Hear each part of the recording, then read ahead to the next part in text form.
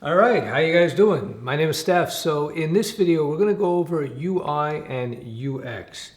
UI and UX, if you don't know what it is, UI is short for user interface and UX is short for user experience. So UI and UX, they are related, but they're different things. They're different things. UI, user interface, is about the aesthetics, what it looks like, colors, the shape of buttons, whereas the images that you use, the style that you use, whether it's a modern style, a rustic style, think of like, let's say, a wedding site versus, I don't know, a site that you would have for a typical nightclub.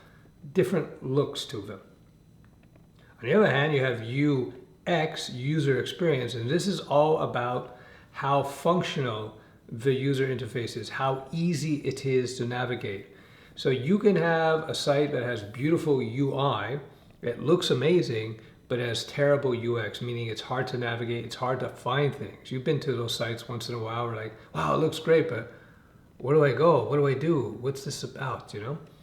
On the other hand, you have a site that has great UX, great user experience, but terrible UI. So I think of Craigslist. You look at Craigslist, I don't know if you guys still go there, it's one of the most successful sites of all time. And it's just text. But the UX is very efficient such that it's really easy to navigate and find what you want, even though aesthetically it looks like crap. Reddit is like that as well, right? It's not the most aesthetic looking site out there, but it's easy to find what you're looking for, and it's as such very, very popular. There are three elements to successful web apps, websites these days, and apps in general. First of all, the key is the content, what it is that the app or the site is offering. So Reddit has got great information, Craigslist, you got the classified ads, etc. The next element is UX, how navigable the user interface is. Is it really easy to work with? That's such a huge component of all this. And finally, you have the UI, which is the visual aspects. Again, in priority, content is number one, content's always king. Number two, UX is by far and away more important than UI in most circumstances. You can have a beautiful user interface, but if it's not easy to navigate, nobody's going to want to use your site or your app. So what I'm going to do in this video, I'm just going to give you a quick outline of about 15 user interface and UX principles and techniques, so that you understand how to approach UI and UX. So even if you are not interested in front-end design or in any way, if you're doing any type of development that has a front end, it does have a visual interface, knowing these basic principles, these basic rules is going to just improve your game by a huge amount, And even if, for example, you're a full stack developer and you're not in charge of the user interface, being able to present at least a basic proper grid, proper layout, proper structure to your designers will make everybody's lives so much easier. It will make your life easier as a developer, even if you're not a front-end developer. So number one, fonts.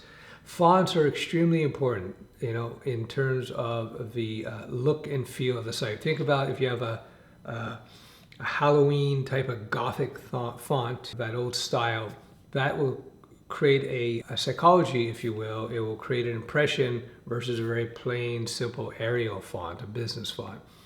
The font will set the mood. So that's UI.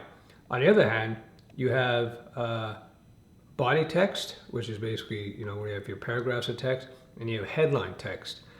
There, headline text can have very flowery fonts because headline text is not a lot of rows of fonts.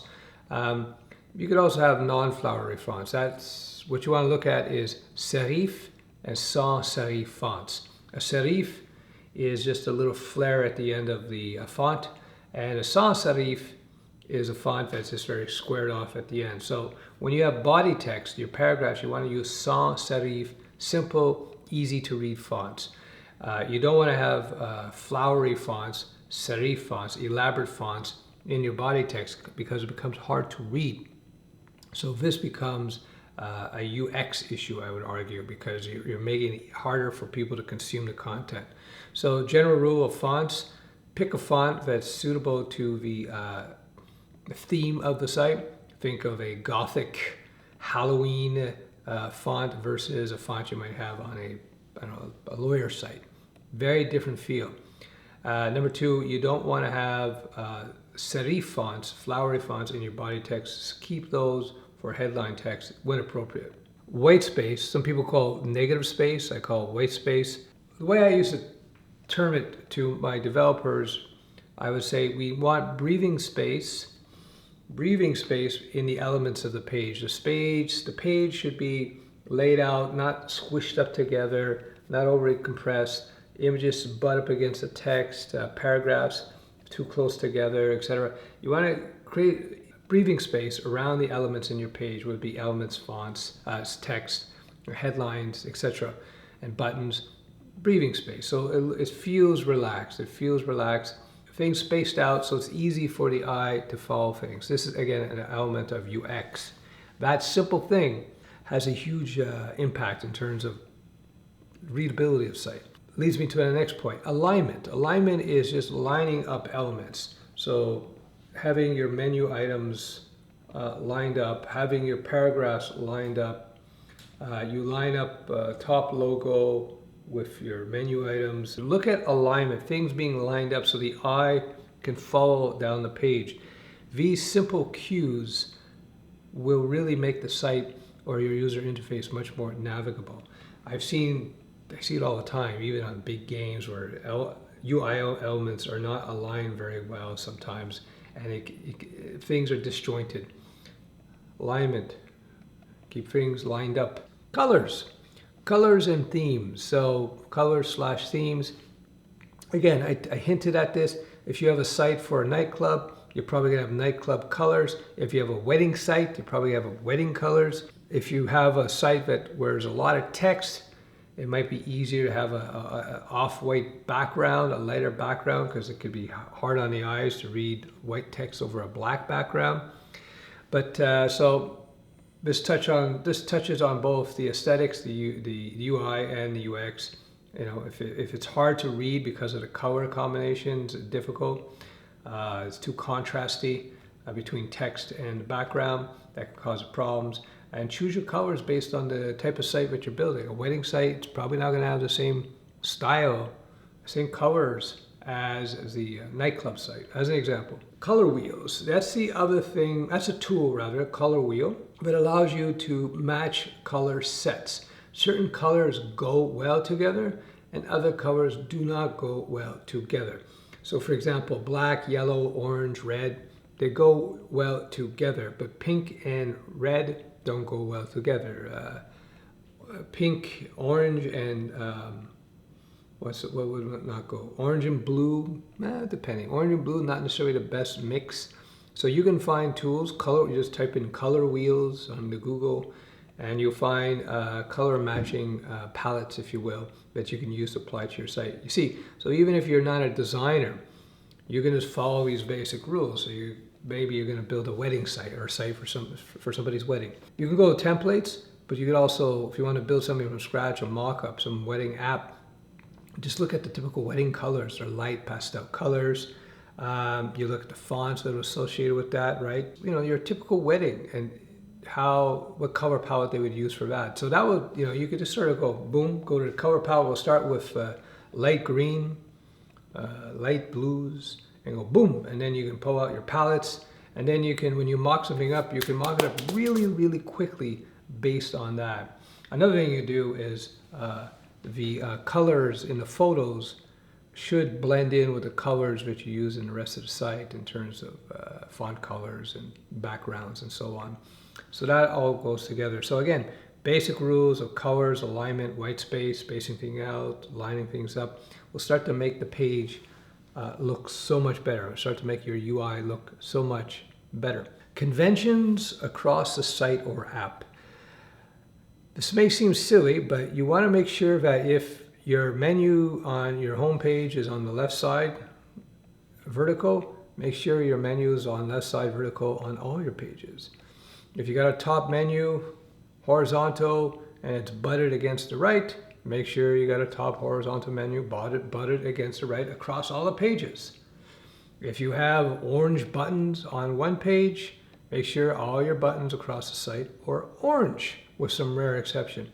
This consistency is going to make it a lot easier for people to find what they want to find, and in terms of using the site, right? Also, it's more aesthetic, but it's also just a lot easier to use it, right? Because you see orange buttons on page 1, on page 3, orange buttons, you know, their eyes will find the orange and be able to know what the buttons are right away without having to read. People don't read too much when they're scanning sites. Speaking of conventions, one of the most important conventions and navigations in apps that was invented, I guess in the 90s, as far as I know anyway, is breadcrumbs. Breadcrumbs is basically hierarchical navigational elements across the top of the page and the bottom of the page. They're horizontal and across. And so you could go from, let's say in Studioweb, we have a student dashboard, we have courses, we have lesson number. So you can click on each of those stages in the hierarchy, can lead you back to where you might want to go. Same thing in, say, Amazon. They use breadcrumbs as well across the top of their navigation menu. So if you were looking into, I don't know, men's shoes, leather. So you have leather shoes.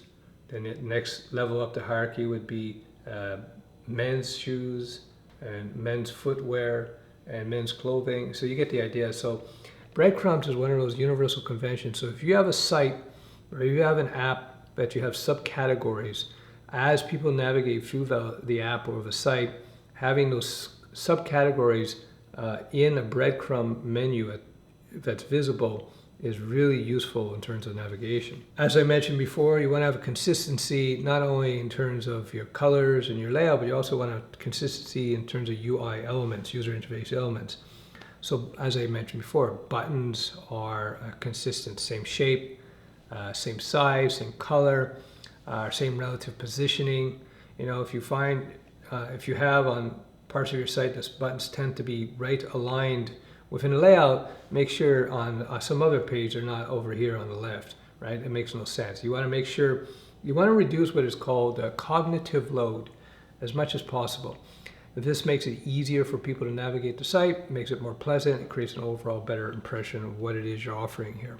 Localized response. So what is that? If somebody clicks on a button and you got a pop-up, it's going to happen. Don't have it at the top of the page, you know? Have it local to the click. So if you're clicking on here, make sure the pop-up is here, not up here. I've seen that many times where I'll click on something and I'm saying, did this work? Did this work? And because the pop-up or the response to the click is at the top somewhere, it's not local to the mouse click. Keep your responses to any interaction with the UI, click being the main one. Keep those responses, those dialog boxes, local to the click.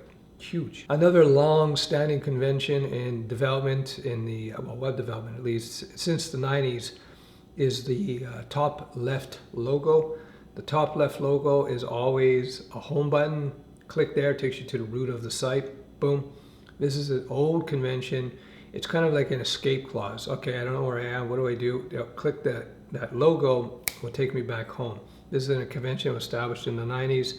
It still holds to this day, and it's one of the key UX conventions that still are so important. It's like an escape button. People get lost in your site and you always click home, boom, on the logo. So another thing your site should have, this is for web apps and websites, should always have a footer. Footer, you have your typical copyright and stuff, but you should also have kind of a lightweight version of your top menu, a home button there as well. Maybe a few links to some of the key sections of your site or your web app. It's always good to have a footer, contact information if you're going to put that out there. This is, again, it's one of those old conventions that people kind of expect, and it's just again, it's kind of like an escape route as well. If they're not sure where to go to the footer. Okay, here we go, boom. I use footers all the time when I'm navigating sites and I get lost. I just jump to the footer. So this is another X issue, user experience issue, is consistency in the nomenclature. So I'll give you an example. If you have add to cart, let's say it's a shopping site and you have add to cart buttons, always the same color, same size, same positioning. You have an add to cart button, and so that means you have a shopping cart. When we always have a view cart function, right? Don't say checkout cart or view what's in my shopping bag. If it's add to cart, it's the button to see the cart should be view cart. Why? Because cart, right? You got to be consistent in terms of your nomenclature so that people are able to find what they want to find. So keep that nomenclature consistent. Again, add to cart means you should have a view cart, not view my bag or view or checkout. Checkout should be after view cart. Anyway, I hope that makes sense. Consistent nomenclature. Again, this is UX, user experience. You're reducing cognitive load. You're making people have to think a little less, which is always better. One of the oldest conventions in app development is how do you deal with a huge amount of information? In the early days of the web, they experimented with horizontal navigation, so scrolling side to side, versus vertical. Vertical 100%, vertical 100%. I think it comes from the fact from books, whereas books we start at the top, we work our way down, then we turn the page, you know. So it's for whatever reasons, it's a lot easier to manage vertical scrolling of the page as opposed to horizontal. I've seen some sites. I remember when the MySpace was bought and turned into a pure music site. This is way after it fell apart as a social media site, and they did a big UI upgrade, and they made it look really good aesthetically. User interface wise, it was quite nice, like beautiful fonts, beautiful layouts, great photos, but navigation was horrendous bad because they used a horizontal navigation. Somebody was getting a little bit too cute. Nobody likes horizontal navigation. They're used to going up and down. They're not used to going side to side. So yeah, when you got a lot of information, you don't want to ever go on the horizontal axis in terms of your navigation. You want to, if you want a page, go from page 1 to page 2. They should be vertical, up and down. One of the concepts I used to convey to my developers, and something I picked up on, is what I would call the emotional snapshot of the page. So when you have your user interface in front of you, I say page, but this could apply to iOS apps and so on. When somebody comes to that page and sees it for the first time, what's the initial emotional impression of that experience? It should be relaxed, or it should be they get excited. It shouldn't be, oh my God, this is really busy, I don't know where to start, where do I go, up, down. The emotional snapshot should be a relaxed, like, this is easy, this is relaxed. That's such an important thing. This is something where you have to be a little meditative, where you're able to calm yourself down and observe your own reaction to the page.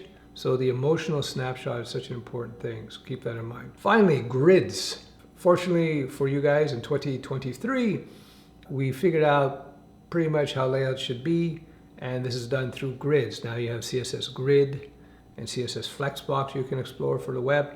You also have things like Bootstrap, and there are other UI frameworks. Essentially, it's how you lay out your page in grid. So you can have 3-column, 2-column, you can have a top horizontal box, 2-column, bottom horizontal box. Think about grids and alignment. It goes back to alignment and white space and all these things. So they use grids these days. And you see, as I said, you can see it expressed on the website of things with Bootstrap, that framework, and with CSS Grid and Flexbox, which are native to CSS. And you think of your pages in terms of zones, in terms of grids, and that's how things are organized. And it makes it easier to start building out a user interface. Finally, as a final tip in terms of UI UX, look around at the trends out there. See what's going on, see what styles, what type of layouts are popular. Again, grids are going to hold true for I think, forever now. That's just the best way of laying these things out.